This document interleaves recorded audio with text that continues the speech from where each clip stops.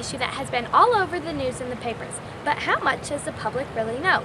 Fracking is a process in which water and chemicals are being pumped into the ground to break apart oil and natural gas. Water is something that fracking uses much of.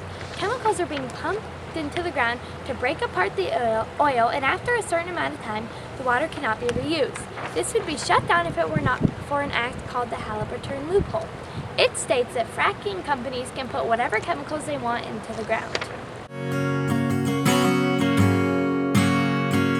What is now this all-encompassing term that people use to not just talk about hydraulic fracturing or the stimulation, but it's the whole process. Well, it's basically cracking shale rock to extract oil and natural gas. Fracking is a big issue that's been evolving quickly over the years. It causes a loss of water and makes people pay for wells near their property that were never welcomed in the first place. The Halliburton loophole allows fracking companies to put whatever they claim as just mild detergents into our water supply, as well as our groundwater. However, with further research, we found that some of these chemicals are actually very toxic. This causes the price and value of land to decrease, and people raising livestock can no longer use local water.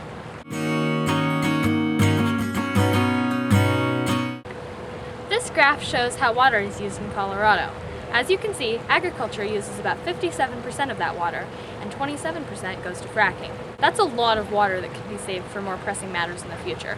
In fact, according to the Western Organization of Resource Council reports, in 2013, fracking was found to use over 7 billion gallons of water in the western states: Colorado, Montana, Wyoming, and North Dakota. In 2011, Colorado fracking wells consumed over 13 million gallons of water each day. That's enough to supply 60,000 families for a year. I'm not sure that generally people fully understand what it means and what the implications are. It's a pretty complicated process, and it's hard for a layperson to fully understand what's going on. So there's a lot of misinformation out there about hydraulic fracturing.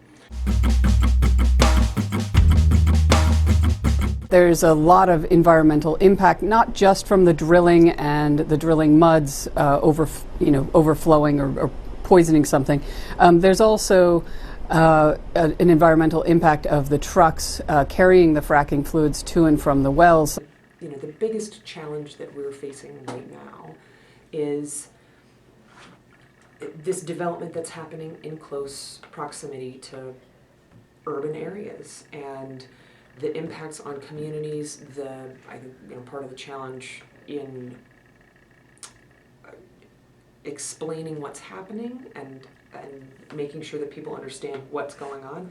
You know, water is something that people sell. And so if you have water rights, and suddenly if an oil company has this need for water, they may bid the price of water up, and suddenly, like an organic farmer who was relying on that cheap water can't use it anymore.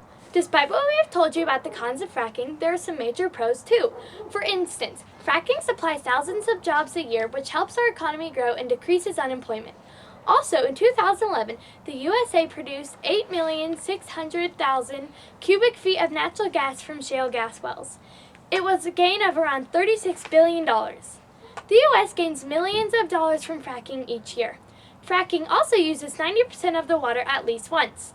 Fracking wells also have the ability to use seawater, which helps with giving justification to places where they are in drought. We are at a point now where the natural resources, the oil and natural gas that we're getting out of the ground domestically, and not having to rely as much on countries like Saudi Arabia or Russia. Or Natural gas is where the fracking was first used, and natural gas prices are very low right now, which helps manufacturing, so you have a lot of jobs. Without hydraulic fracturing, your energy bills would be much higher than they are today. We live in Golden, Colorado. We have a river that runs through our town. When people frack in the DJ Basin, they use our water, and eventually our water will run out and cost our town millions of dollars. Ranchers and farmers that live near fracking sites need to pay extra for clean water because their groundwater is contaminated with chemicals.